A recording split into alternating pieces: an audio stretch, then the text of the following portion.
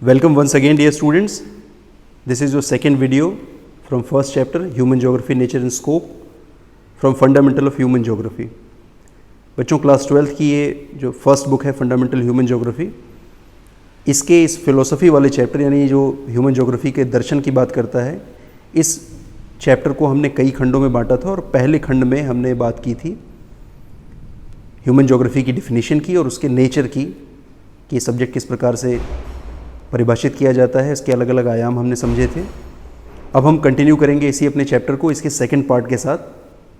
हमने कंटेंट अपने पिछले वीडियो में भी डिस्कस किया था। इस पूरे चैप्टर का जो कंटेंट है उसको हमने 5 बड़े हिस्सों में बांटा था, definition and nature of human geography, ये हम ऑलरेडी कर चुके हैं और इसके बाद बचे हुए जो 4 और पार्ट हैं इनकी बातें हमें बारी बारी करनी है। इस सेकेंड वीडियो में हम बात करेंगे पार्ट 2 की, that is based on dualism और डाइकोटॉमी इन ज्योग्राफी, यानी भूगोल में जो द्वैधवाद या द्विधात्व है, इस पर फोकस्ड हमारा ये सेकंड वीडियो है। Second part is related to dualism और डाइकोटॉमी इन ज्योग्राफी। ड्यूलिज्म या डाइकोटॉमी या जो द्वैधवाद है ये है क्या? The word dualism simply connotes the state of being divided, यानी एक ऐसी स्थिति को दिखाता है जहाँ पर कोई एक वस्तु हो और उसमें डिवीजन यानी उनमें अलगाव की स्थिति दिखाई देती हो, 2 अलग अलग हिस्से इसमें समझ में आते हों। हिंदी जब हम इसकी देखते हैं ड्यूलिज्म या डाइकोटॉमी की, तो ये जो इसका हिंदी है वो द्विधात्व या द्वैधवाद है, यानी 2 की बात करता है। वास्तव में एक दिखाई देती है लेकिन इनमें दोहरेपन यानी 2 चीज़ें इसमें 2 अलग अलग डिफरेंट साइड्स इसकी दिखाई देंगी। एक ऐसी स्थिति को दिखाता है। It means 2 conceptually contrasted stands. ये जो सेंटेंस है यानी कॉन्ट्रास्ट की बात की जाती है, यहाँ पर 2 परस्पर विरोधाभासी बातें होती हैं जब कहीं पर भी सब्जेक्ट में, तो उसी को हम ड्यूलिज्म कहते हैं। जनरली जब कोई विषय होता है जहाँ पर इस तरह के 2 विरोधाभासी, 2 अलग अलग तरह के 2 अलग अलग दिशाओं की तरफ जाने वाले विचारधाराएं साथ में हमें दिखाई देती हैं, इस तरह का विरोधाभास कॉन्ट्राडिक्शन क्रिएट होता है और बाद में इसी जो कह सकते हैं महीन दरार है, इसके साथ एक बड़ी खाई का निर्माण हो जाता है और जो पूरा विषय है वो और आगे की तरफ विभक्त हो जाता है, जाकर के उसका डिवीजन दिखाई देता है। इसीलिए आगे बताया भी गया है कि dualism finally leads to dichotomy, यानी ड्यूलिज्म के बाद का जो नेक्स्ट स्टेप है दैट इज डाइकोटॉमी। और ये जो डाइकोटॉमी है which means the bifurcation of any subject into branches of knowledge, यानी पर्टिकुलर एक सब्जेक्ट है उसमें 2 डिफरेंट तरह की विचारधाराएं दिखाई दे रही हैं और उसी आधार पर वो विचारधाराएं अलग अलग ब्रांचेस के तौर पर क्रिएट हो जाती हैं। जैसे हमने देखा था अब तक पीछे का जो हमारा ज्योग्राफी का नॉलेज है उस पर हमको ये पता है कि बड़ा जो ब्रॉडर डिवीजन है ज्योग्राफी का वो फिजिकल ज्योग्राफी के रूप में और ह्यूमन ज्योग्राफी के रूप में हमको दिखता है, यानी एक तरह का बाइफर्केशन है। वहाँ पर सब्जेक्ट की 2 ब्रांचेस क्रिएट हो गई और ड्यू टू डाइकोटॉमी, और डाइकोटॉमी की शुरुआत होती है ड्यूलिज्म से, जो कि कॉन्ट्राडिक्टरी कॉन्सेप्ट्स के एक साथ आने की बात करता है। तो इस तरह की बहुत सारी जो डाइकोटॉमी या ड्यूलिज्म है वो हमें सब्जेक्ट में ज्योग्राफी में दिखाई देता है। हमारे इस चैप्टर में भी उनको डिस्कस किया गया है, हम उनकी थोड़ी चर्चा करेंगे। वो कौन कौन से ड्यूलिज्म हैं या डाइकोटॉमी हैं जिनको हमें पहचान करनी है या जो हमें दिखाई देते हैं। These are some type of dualism in geography. First one is physical geography versus human geography. ये हमें आमतौर पर दिखाई देता है, हमारे 11th और 12th के सिलेबस में भी ऐसा ये अंतर है फिजिकल ज्योग्राफी और ह्यूमन ज्योग्राफी का। यहीं पर हमें ईडियोग्राफिक और नोमोथेटिक जैसे 2 शब्द और मिलते हैं। ईडियोग्राफिक का अर्थ है जो विवरण देता है और नोमोथेटिक का अर्थ है जो सिद्धांत बनाता है। अब इसकी अभी ये डिटेल में हम बात करेंगे कि ये ड्यूलिज्म क्या है और कैसे इन दोनों में आपस में हमें ये जो विरोधाभास है वो दिखाई देता है। अगला जो ड्यूलिज्म है, अगली डाइकोटॉमी है वो systematic geography and regional geography के बीच दिखती है। और लास्ट वन जो है वो डिस्क्रिप्टिव एंड लॉ मेकिंग। अभी ये बात जो है अभी हमने की, ईडियोग्राफिक और नोमोथेटिक का ही जो नेचर है डिस्क्रिप्टिव एंड लॉ मेकिंग वाला, ये भी एक तरह का कॉन्ट्राडिक्शन हमें ज्योग्राफी में दिखता है। इसके अलावा जब आप और गहराई से विचार करें तो बहुत तरह के कॉन्ट्राडिक्शन ज्योग्राफी में अलग अलग स्थानों पर हमको दिखाई देंगे। आप historical geography versus contemporary geography कर सकते हैं, यानी ऐतिहासिक भूगोल हो या समकालिक भूगोल हो, पुराने दौर का भूगोल हो, नए दौर का भूगोल हो, गणित वाला भूगोल हो, थोड़ा कम गणित वाला भूगोल हो। इस तरीके से कई आपने देखा है बीच में जब हम ज्योग्राफी के डेवलपमेंट को पढ़ते हैं तो बीच में दिखता है हमें क्वांटिटेटिव रिवोल्यूशन आ जाती है, बहुत गणितीय विधियाँ इस्तेमाल होती हैं, मैथमेटिकल मॉडल्स इन्वॉल्व होते हैं। और एक ऐसी ज्योग्राफी है जो फिर बाद में बिहेवियरल ज्योग्राफी के रूप में जानी जाती है, सोशल ज्योग्राफी के तौर पर जानी जाती है, सोशल जस्टिस की बात करती है। तो बहुत तरह का कॉन्ट्राडिक्शन, बहुत तरह के जो विरोधाभासी विचार हैं परस्पर जो एक दूसरे से बिल्कुल अलग हैं, वो दोनों हमें एक साथ में ज्योग्राफी में दिखाई देते हैं। यही ज्योग्राफी में ड्यूलिज्म या द्विधातु को क्रिएट करते हैं। अब हम बारी बारी इन ड्यूलिज्म की बात करें first type of dualism is physical geography versus human geography. Physical geography जैसा कि हमें नाम से ही स्पष्ट है, फिजिकल ज्योग्राफी जो है वो डील करती है फिजिकल और नेचुरल एनवायरनमेंट को, यानी भौतिक पर्यावरण के, प्राकृतिक पर्यावरण के उन हिस्सों को जिनको हम स्थल मंडल, जलमंडल, वायुमंडल, जीवन मंडल इनके रूप में जानते हैं। और यहाँ पर हमें फंडामेंटल जो साइंसेज हैं इनकी अच्छी खासी आवश्यकता पड़ती है। फिजिक्स की जो बेसिक्स हैं, केमिस्ट्री की बेसिक्स हैं, मैथमेटिक्स एंड जियोमेट्री, इनकी ज़रूरत पड़ती है इस विषय के हिस्से को समझने के लिए। और ये हमें नेचुरल सेक्शन की बात बताते हैं और इसी वजह से इसको हम पार्ट ऑफ अर्थ साइंसेज भी कहते हैं, यानी ज्योग्राफी का वो हिस्सा जो कि हमें साइंस की तरफ ज़्यादा ले जाता है, पार्ट ऑफ अर्थ साइंस बनाता है, दैट इज़ फिजिकल ज्योग्राफी। और वहीं पर इसकी एक दूसरी तस्वीर भी है जो ह्यूमन ज्योग्राफी के रूप में हमें दिखती है जब हम इसका कंटेंट चेक करते हैं। Human geography let its emphasis on cultural और मैनमेड सेगमेंट, यानी इंसान के जरिए बनाए गए जो सांस्कृतिक दृश्यभूमि है उन पर इसका फोकस होता है बजाय नेचुरल के होने के। बिल्डिंग्स, रोड्स, स्ट्रक्चर्स और बाकी जितने भी कल्चरल थीम्स हैं, all these are part of human geography, content of human geography. और इसका जो नेचर है ये क्योंकि सोशल साइंसेस की तरफ ज़्यादा है, इसीलिए इसको सोशल साइंस का पार्ट या ह्यूमैनिटीज़ का पार्ट बताया जाता है। जब हम ज्योग्राफी को साइंस और आर्ट्स के बीच में रखते हैं तो ये जो हिस्सा है ये इसके साइंस वाले स्वरूप को दिखाता है, फिजिकल ज्योग्राफी, और वहीं पर जो आर्ट्स या ह्यूमैनिटीज़ का हिस्सा है, ये जो पार्ट है सोशल साइंस वाला, वो हमें ह्यूमन ज्योग्राफी के रूप में दिखता है। तो ये एक बड़ा अंतर है, एक बड़ा तरह का विरोधाभास है जो हमें ज्योग्राफी में अक्सर दिखता है। This is first type of dualism which appears. Second हम बात करें और इस तरह के और विरोधाभासों की जो हमारे बुक में भी जिनके बारे में चर्चा है, उनमें क्या अंतर है ये देखते हैं। Idiographic versus nomothetic. इडियोग्राफिक ये अप्रोचेज़ हैं किस तरीके से हम ज्योग्राफी को लेते हैं, कंटेंट्स को कैसे पढ़ा जाता है। Idiographic approach involves trying to uncover a great deal of detailed information about a narrower subject of study. It means कि यहाँ पर यूनिकनेस की बात की जाएगी, पर्टिकुलर चीज़ें ली जाएंगी और स्पेशलाइजेशन पर जोर ज़्यादा होगा। हम इनके बाकी कैरेक्टर्स को भी देखें, यहाँ पर डिटेल सेगमेंट्स लिए गए हैं, नैरोवर यानी काफ़ी संकुचित स्तर पर जाकर के छोटे छोटे जो चीज़ें हैं उन पर ध्यान दिया गया, माइक्रो लेवल ये काम किया जाता है। इसका नेचर जो है डिस्क्रिप्टिव होता है क्योंकि इसमें विवरण की प्रधानता होगी, क्योंकि हर एक जो स्वरूप है, हर एक जो तत्व है वो दूसरे से अलग है। जब हम हर एक का वर्णन करेंगे तो ये वर्णन अच्छा खासा स्थान लेगा, विवरण लेगा, और इसीलिए इसका जो नेचर है वो डिस्क्रिप्टिव है। हमने अभी जो शुरुआत में बात की थी तमाम तरह के ड्यूलिज्म की, तो वहाँ पर डिस्क्रिप्टिव वर्सेस लॉ मेकिंग की भी बात की थी, जो इसे यहाँ से कनेक्ट करता है। इडियोग्राफिक में यानी विवरण देने वाला विवरणात्मक जो विज्ञान है भूगोल, वो इसको डिस्क्रिप्टिव नेचर का बनाता है। इसके अलावा यहाँ पर क्योंकि हमने सभी अलगाव की बात की, अलग अलग एलिमेंट्स की बात की, और हर एक तत्व आपस में एक दूसरे से अलग अलग भी है, वो यूनिकनेस जो उसको स्पेशलाइजेशन की तरफ ले जाती है, यानी specialisation is the core element of idiographic study which is lies in geography. Nomothetic की बात करें, वहीं दूसरी तरफ जो दूसरा सेक्शन है, नोमोथेटिक जो है इसकी बजाय उल्टा प्रक्रिया काम करती है। यहाँ पर हमने स्पेशलाइजेशन पर फोकस किया था। नोमोथेटिक जो स्टडी है वो जनरलाइजेशन की बात करती है, क्योंकि जब आप चीज़ों को, कई सारी चीज़ों को क्लब करते हैं, जनरलाइज करते हैं, जनरल रूल्स बनाते हैं, तभी आप कोई लॉ फॉर्मुलेट कर सकते हैं। कोई भी नियम बनाने के लिए, कोई भी सिद्धांत बनाने के लिए आपको बहुत सारे उदाहरणों को पुष्ट करना होता है, डिफरेंट हाइपोथेसिस को आपको टेस्ट करना पड़ता है, यानी कि जनरलाइजेशन पर हमारा फोकस होता है in nomothetic version. Nomothetic approaches और nomothetic approach involves trying to make generalisation, यहाँ पर भी इसको मेंशन किया है, about the world and understand large scale social pattern. बड़े स्तर पर इन पैटर्न्स को समझने के लिए हमें चीज़ों को सामान्यीकरण करना पड़ेगा, जनरलाइजेशन करना पड़ेगा। ये विशिष्टीकरण की बात करता है, वही नोमोथेटिक जनरलाइजेशन यानी सामान्यीकरण की बात करता है। अब जब सामान्यीकरण होगा तो वहाँ पर लॉ मेकिंग तो होगी, सामान्य रूप से आप नियम बना सकेंगे क्योंकि आपके पास बहुत सारे उदाहरण होंगे। इस तरीके से चलने के तरीके के आधार पर, अपने अप्रोचेस के बेसिस पर सब्जेक्ट हमें इडियोग्राफिक और नोमोथेटिक दो रूपों में दिखाई देता है। ये एक और तरह का ड्यूलिज्म है। फिर एक और पॉपुलर ड्यूलिज्म है जिसको हमने पिछले साल क्लास 11th में भी डिस्कस किया है, systematic versus regional geography. Systematic यानी क्रमबद्ध भूगोल और दूसरी तरफ प्रादेशिक भूगोल के रूप में हमें दिखता है। पहले सिस्टमैटिक अप्रोच को समझते हैं, सिस्टमैटिक ज्योग्राफी को। सिस्टमैटिक ज्योग्राफी जो कि थीम वाइज या टॉपिक वाइज स्टडी है, एक विषय को लेते हैं ग्लोबल लेवल पर, उसके हम एग्जाम्पल्स देखते हैं, उनके पैटर्न्स को चेक करते हैं, उनके कारण और उनके प्रभावों की बात करते हैं, उस प्रोसेस को समझते हैं जिससे वो एलिमेंट डेवलप होता है, यानी पूरा मैकेनिज्म समझते हैं। लेकिन ये टॉपिक वाइज या थीम वाइज होता है। वहीं इसका उल्टा अगर हम रीजनल स्टडीज़ को देखें, रीजनल ज्योग्राफी को देखें, तो वहाँ per unit of study area होती है, कोई पर्टिकुलर एरिया है, चाहे वो नेचुरल रीजन हो, चाहे वो कोई क्लाइमेटिक रीजन हो, चाहे पॉलिटिकल रीजन हो। हम एक रीजन डिसाइड करते हैं, एक रीजन डिफरेंट क्राइटेरियाज पर डिसाइड करते हैं और उन रीजन्स में मिलने वाले एलिमेंट्स को पढ़ते हैं। सारे एलिमेंट्स को पढ़ते हैं। यहाँ पर पर्टिकुलर एक एलिमेंट को पढ़ा जाता है और यहाँ पर सारे जितने भी हैं ऑल एलिमेंट्स पढ़े जाते हैं इन पर्टिकुलर एरिया, किसी एक खास क्षेत्र में। सिस्टमैटिक ज्योग्राफी जो है वो कॉन्सेंट्रेट करती है स्पेसिफिक जियो फैक्टर पर ऑन ग्लोबल लेवल। अभी हमने बात की, क्योंकि एक फैक्टर पर बात करता है, एक जियो फैक्टर पर, किसी भी ज्योग्राफी के एक एलिमेंट को लेकर के हम ग्लोबल लेवल पर इसको पढ़ते हैं। इनके बहुत बड़े सपोर्टर थे एवी हम्बोल्ट, अलेक्जेंडर वॉन हम्बोल्ट, जो कि जर्मनी के एक बहुत बड़े विद्वान थे। सिस्टमैटिक ज्योग्राफी, सिस्टमैटिक अप्रोच के सबसे बड़े पुरोधा के तौर पर ये जाने जाते हैं एवी हम्बोल्ट।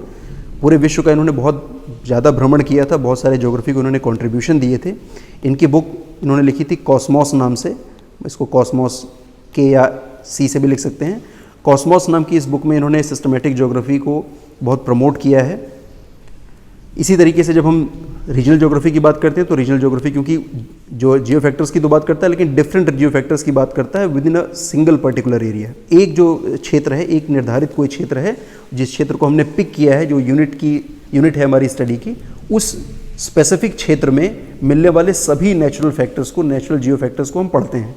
ये तरीका रीजनल ज्योग्राफी का है। और इनके सपोर्टर जो सबसे बड़े थे उसी दौर के, जबकि हम्बोल्ट साहब मौजूद थे, उसी समय में जर्मनी के ही दूसरे विद्वान थे, ये भी एक ज्योग्राफर थे, कार्ल रीटर, जिन्होंने डाई erdkunde नाम से एक बुक लिखी थी। काफ़ी पॉपुलर बुक है इनकी ये। जिस तरीके से कॉस्मॉस फेमस बुक है एवी हम्बोल्ट की, उसी तरीके से कार्ल रीटर की फेमस बुक का नाम है डाई erdkunde। ये दोनों ही जर्मन भाषा में लिखी गई है, बाद में इनका बहुत सारा ट्रांसलेशन हुआ। कार्ल रीटर जिन्होंने रीजनल ज्योग्राफी पर बहुत फोकस किया, यानी कि क्षेत्रों की अलग अलग विशेषताओं के आधार पर पहचान की जाए और हर एक क्षेत्र में मिलने वाली जितनी भी विविधता है, जितने भी जियो फैक्टर्स हैं, उनकी स्टडी की जाए। तो ये स्पष्ट तौर पर हमें ज्योग्राफी में ये भी अलग तरह का एक विरोधाभास दिखाई देता है। एक तरीका है जो बिल्कुल अलग तरीके से काम करता है, थीम वाइज काम करता है, और दूसरा जो है वो रीजन वाइज काम करता है। तो ये जो ड्यूलिज्म है ये अलग अलग रूपों में, चाहे हमने फिजिकल वर्सेस ह्यूमन ज्योग्राफी देखा, फिर हमने ईडियोग्राफिक वर्सेस नोमोथेटिक स्टडी देखी, और बाद में फिर हमने सिस्टमैटिक वर्सेस रीजनल ज्योग्राफी के रूप में भी ज्योग्राफी की डायकोटॉमी के समझने का प्रयास किया। यानी हमें विरोधाभास परस्पर हर स्थान पर दिखाई देता है। लेकिन जब हम वास्तव में विचार करें कि क्या ये विरोधाभास है, क्या ज्योग्राफी इस तरीके से द्विखंडित है या द्विविभाजित है या कई सारे हिस्सों में बंट जाती है, तो हमें इसकी अंडरस्टैंडिंग, इसकी समझ की तरफ जाना होगा कि ये ज्योग्राफी में ये जो ड्यूलिज्म है ये है क्या, इसकी आवश्यकता कहाँ पर है।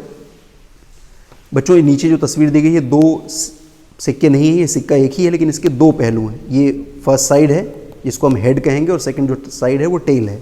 यानी हेड और टेल, इन दोनों को मिलाने से ही ये सिक्का अपनी कीमत रखता है। वास्तव में किसी एक पहलू का कोई मायने नहीं है। इसी तरीके से जो ज्योग्राफी में पाया जाने वाला ये जो ड्यूलिज्म है, जो हमने फिजिकल वर्सेस ह्यूमन या ideographic versus nomothetic and systematic versus regional में देखा, वो वास्तव में ज्योग्राफी की समझ लेने के लिए, हमें किसी भी तत्व को बेहतर ढंग से समझने के लिए दो अलग अलग रास्ते हैं, दो अलग अलग तरीके हैं जो हमें एक ही स्थान पर ले जाते हैं। जैसे बहुत सारी नदियाँ जाकर के बाद में सागर में मिलती हैं, ये ड्यूलिज्म भी डिफरेंट टाइप्स हैं जो जाकर के हमें बाद में एक ज्योग्राफिक नॉलेज की तरफ ले जाते हैं, एक सिक्के को कंप्लीट करते हैं, दोनों हेड एंड टेल मिल करके। सिमिलरली जो ड्यूलिज्म है जो हमें दिखाई देता है, वास्तव में वो भी यही है। इसको और थोड़ी बेहतर इसकी समझ लेते हैं हम इस मैट्रिक्स के जरिए। ये मैट्रिक्स जो कि सिस्टमैटिक और रीजनल ज्योग्राफी को समझाती है, हम देख सकते हैं इसके जो दो हिस्से हैं, एक हिस्से में रीजन्स को दिखाया गया है और दूसरे हिस्से में एलिमेंट्स हैं। These are geographic elements. इनके एग्जाम्पल भी दिए गए हैं। अगर हम रीजन्स की बात करें, these various regions on globe are like natural region, political region, जैसा कि मैंने बात की कि किसी एक आधार पर हम रीजन्स बना लें और पहला रीजन, दूसरा, तीसरा, इस तरीके से ग्लोब पर अपने पूरे हिस्से को हम कई सारे रीजन्स में बांट लें। सिमिलरली जब एलिमेंट्स की बात करेंगे, ज्योग्राफिक एलिमेंट्स और जियो फैक्टर्स की बात करेंगे, तो ये चाहे माउंटेन हो, रिवर्स हो, सॉयल हो, ये तो सारे फिजिकल फैक्टर्स हैं। अगर हम कल्चरल फैक्टर्स को देखें तो ह्यूमन सेटलमेंट है, ट्रेड है, ह्यूमन एक्टिविटीज़ हैं, हम किसी भी एलिमेंट को ले सकते हैं। ऑल दीज एलिमेंट, ये आइदर इट बी फिजिकल और कल्चरल, किसी तरह का एलिमेंट हो, एक ज्योग्राफिक एलिमेंट हो, ज्योग्राफिक जियो फैक्टर हो, इस एलिमेंट को हम यहाँ पर देखते हैं। 1, 2, 3, 4 ऐसे गिनती में पहचान कर सकते हैं इनकी। अब हम देखते हैं ये जो सिस्टमैटिक और रीजनल का तरीका है वो कैसे काम करता है, इस एक मैट्रिक्स के जरिए समझ में आ जाता है। सबसे पहले अगर हम मान लेते हैं हमने एलिमेंट नंबर 3 लिया है, जो कि एलिमेंट है माउंटेन्स। अभी नीचे हमने देखा, इसके अलावा कोई और टॉपिक, रिवर्स हो सकती हैं। हमने एक पर्टिकुलर टॉपिक लिया, एक जियो फैक्टर लिया रिवर्स, और फिर उन रिवर का मैकेनिज्म समझा कि रिवर किस तरीके से रिवर प्रोफाइल बनती है, रिवर यूथफुल स्टेज से फिर मेच्योर स्टेज से फिर ओल्ड स्टेज में जाती है, कैसे कैसे फीचर्स क्रिएट करती है, और फिर डिफरेंट जो रिवर्स हैं पूरी दुनिया में जब हम इसको इस तरीके से नॉर्थ टू साउथ यानी इस तरीके से हम जब कॉलम वाइज स्टडी करते चले जाएंगे ऊपर से नीचे के हिस्से में, इसको थोड़ा और हम ब्रॉड कर लेते हैं, इसको जब हम देखते हैं ध्यान से, यानी इस तरीके से हम स्टडी करें, कॉलम वाइज स्टडी करें, किसी एक जियो फैक्टर को उठा लें और उस जियो फैक्टर को हम सारे रीजन्स में पढ़ते जाएं। आप देखेंगे ए वाले हिस्से में भी हमने इसको पढ़ा, बी में भी पढ़ा, सी डी, जितने भी रीजन्स हमने बनाए उन सभी रीजन्स में हमने एक ही पर्टिकुलर जियो फैक्टर को उठाया, रिवर, सॉयल, माउंटेन, जो भी हमने लिया। जब हम कॉलम वाइज स्टडी करेंगे तो ये स्टडी का जो तरीका होगा वो सिस्टमेटिक है, ये तरीका जो है वो सिस्टमेटिक तरीका है। और इसी तरीके से अगर केवल हम इस देखने के नज़रिए को बदल दें, मैट्रिक्स का दूसरा हिस्सा देखें, यानी कॉलम वाइज नहीं जा करके हम इस बार रो वाइज जाने की कोशिश करें तो ये थोड़ा सा चेंज हो जाएगा। यानी इस बार हम कोई एलिमेंट नहीं लेकर के हमने पर्टिकुलर एक रीज़न ले लिया, reason A for India, A for America, something, कोई भी एक हमने रीज़न ले लिया। वो पॉलिटिकल भी हो सकता है, वो नेचुरल रीज़न भी हो सकता है। और उस नेचुरल रीज़न में मिलने वाले जितने भी ज्योग्राफिक एलिमेंट्स हैं उन सब की स्टडी की हमने पहली बार जैसे कॉलम वाइज गए थे उस तरह ना जा करके हम रो वाइज स्टडी करते जाएंगे। और जितने भी ज्योग्राफिकल एलिमेंट मिलेंगे, यहाँ तो हमने 6 ही एलिमेंट्स बनाए, ये असंख्य हो सकते हैं, जितने जो फैक्टर्स हैं सभी को शामिल कर लें। तो किसी एक पर्टिकुलर रीजन में अगर हम इस तरीके से रो वाइज स्टडी करते जाएंगे तो सारे टॉपिक्स कवर हो जाएंगे। और ये तरीका जो होगा, यानी रीजन के हिसाब से इसको पढ़ने का तरीका जो होगा वो कहा जाएगा regional. This is regional approach. यानी एक मैट्रिक्स जो हमें दिखा देती है कि हम पढ़ने के हमारे तरीके केवल बदल जाते हैं, कंटेंट्स वही हैं, ज्योग्राफिक फैक्टर्स को हम स्टडी करते हैं, कॉलम वाइज किया तो हमने वो तो सिस्टमेटिक हो गया, और रो वाइज स्टडी की तो ये रीजनल हो गया। इस तरीके से हम इस तस्वीर के दोनों जो हिस्से हैं या फिर इस सिक्के के दोनों जो पहलू हैं ये समझ जाते हैं, और रीजनल और सिस्टमेटिक किस तरीके से पैरेलल काम करते हैं ये भी हमें दिखाई देता है। तो वास्तव में ज्योग्राफी में किसी तरह का ड्यूलिज्म नहीं है, जो वास्तव में है हमें दिखाई जरूर देता है, लेकिन देयर इज़ नो ड्यूलिज्म, किसी तरह का ड्यूलिज्म ज्योग्राफी में नहीं है, ड्यूलिज्म या डाइकोटोमी नहीं है। वास्तव में क्या है, एक ज्योग्राफिक क्वांटिमम है, एक भौगोलिक सातत्य मिलता है। ये शब्द हमारी एनसीईआरटी बुक में नहीं है, लेकिन हमें इसे जानना चाहिए। ज्योग्राफिक क्वांटिमम का अर्थ है जो भौगोलिक सातत्य, यानी कि उनमें कंटिन्यूटी है, कंटिन्यूटी से शब्द क्वांटिमम बना है या क्वांटिमम से ही कंटिन्यूटी बनी है, जो कि होलिस्टिक सिंथेसिस को दिखाती है। यानी डिफरेंट ब्रांचेज हों, डिफरेंट तरीके हों, डिफरेंट अप्रोचेज हों, सभी मिल जाते हैं इस तस्वीर को पूरा करने के लिए।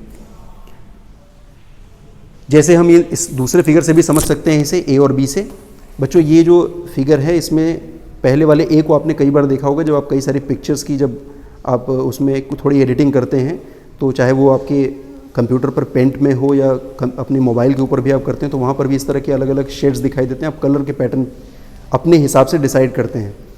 इसी का दूसरा स्वरूप अगर आप देखें बी में, तो ये बात ज़्यादा स्पष्ट समझ में आएगी। हमने किसी भी एक हिस्से को चुन लिया, यानी हमने रेड कलर वाले हिस्से को ऑप्ट कर लिया, लेकिन रेड कलर में भी हमें कई सारी शेड्स दिखाई दे रही हैं। ये थोड़ी लाइटर शेड है, क्रमशः ये थोड़ी डार्क होती चली जाती है, यानी इनका जैसे हम ऊपर से नीचे की तरफ जाना शुरू करते हैं, ये लगातार और डार्कर शेड होती जाती हैं। शेड तो डार्कर होती चली गई, लेकिन इनका कलर चेंज नहीं हुआ। ये भी रेड है पहली वाली, दूसरी भी रेड है, तीसरी भी रेड है, चौथी भी रेड। इस तरीके से हम इस तरीके से 7वीं 8वीं जितनी भी इसमें वैरायटी मिलती जाएगी, शेड्स केवल हल्के या गाढ़े होते चले जाएंगे। इनका जो कलर है वो लाइटर टू डेंसर या डेंसर टू लाइटर होगा, लेकिन वास्तव में कलर नहीं चेंज होता, यानी एलिमेंट्स बदलता नहीं है, एलिमेंट्स के तरीके चेंज हो जाते हैं। हम एग्जांपल ले सकते हैं कि जैसे हम क्लाइमेटिक कंडीशन की बात करें, हम किसी पर्टिकुलर वेजिटेशन की बात करें, तो वेजिटेशन टाइप बदलती जाती है, जैसे वहाँ पर मिलने वाली जो क्लाइमेटिक कंडीशन है फेवर जैसी करती है वैसी। पहनने ओढ़ने के तरीके हैं किसी भी आपके, चाहे वो सोशल फैक्टर हो चाहे वो फिजिकल फैक्टर हो, हम एक फैक्टर को लेंगे और उसके तमाम स्वरूप हमें इसी तरीके से डिफरेंट शेड्स के रूप में दिखाई देते हैं, जो ये सिद्ध कर देते हैं कि हमारी जो ज्योग्राफी है वो वास्तव में किसी तरह के द्विधातु का शिकार नहीं है, द्विधातु नहीं है, खंडित नहीं है, भूगोल एक है। ये एक होलिस्टिक सिंथेटिक स्टडी है जो कि ज्योग्राफिक क्वांटिमम की तरफ लेके जाती है, भौगोलिक सातत्य को जन्म देती है। यहाँ पर बच्चों हमने ये अपना जो टॉपिक है ड्यूलिज्म इन ज्योग्राफी और डाइकोटोमी इन ज्योग्राफी, इसको कवर किया। कुछ क्वेश्चन हैं लास्ट में, सिस्टमेटिक एंड ये फिल इन द ब्लैंक्स, ये जगह आपको भरनी है। Systematic and what type of approach in geography, यानी कौन सी वो अप्रोच है सिस्टमेटिक के अलावा, यहाँ पर वो ऑप्शन आपको भरना है। जनरलाइजेशन हेल्प अस, यानी सामान्यीकरण करके आप क्या करते हैं, ये हमें क्या करने में मदद करता है। अभी हमने अपने अप्रोचेज़ में इसको पढ़ा है, अपने ड्यूलिज्म के अलग अलग सेगमेंट्स के रूप में इसको पढ़ा है। इसका ऑप्शन का उत्तर आप करेंगे। अलेक्जेंडर वॉन हम्बोल्ट की बात की थी मैंने, जर्मनी के बहुत बड़े विद्वान थे, कॉस्मोस नाम की बुक इन्होंने लिखी थी। ये किस अप्रोच के सपोर्टर थे, कौन से उपागम को ये सपोर्ट करते थे, इस तीसरे वाले प्रश्न में आपको ये उत्तर देना है। और बाद में जो चौथा क्वेश्चन है उसमें कौन सी ऐसी ज्योग्राफी है जो कि कल्चर लैंडस्केप को पढ़ती है। हम जानते हैं ज्योग्राफी में भी द्विधातु जो दिखता है, दिखाई देता है आभासी तौर पर, उसमें कल्चरल और फिजिकल दोनों लैंडस्केप होते हैं। तो कल्चर लैंडस्केप को पढ़ने वाली स्टडी जो करती है ज्योग्राफी की जो ब्रांच, उसका नाम क्या है। ये 4 क्वेश्चन हैं जिनके सबके ऑप्शन आपको यहाँ पर फिल इन द ब्लैंक्स में भरने हैं। इसके उत्तर आप मुझे कमेंट बॉक्स में 1 2 3 4 करके देंगे। ये तरीका हमें मदद करेगा हमारे इस पूरे चैप्टर को एक रिकैप करने में। रिकैप्चुलाइजेशन पूरे ड्यूलिज्म के टॉपिक का हमारा हो जाएगा, साथ साथ आपकी अटेंडेंस भी मेरे पास आ जाती है। तो ये सारे जो चारों क्वेश्चन हैं, इनके ऑप्शन, इनके आंसर 1 2 3 4 करके आप कमेंट बॉक्स में टाइप करेंगे, मुझे भेजेंगे। इस तरीके से बच्चों आज के इस वीडियो में, सेकंड पार्ट में हमने डिस्कस किया ड्यूलिज्म इन ज्योग्राफी। तो ये 2 टॉपिक हमारे कवर हो गए। फर्स्ट में हमने डेफिनेशन की बात की थी, सेकंड ड्यूलिज्म डाइकोटोमी पढ़ा। अब जो नेक्स्ट वीडियो होगा वो बात करेगा पार्ट 3 की, that is based on fundamental concept of human geography.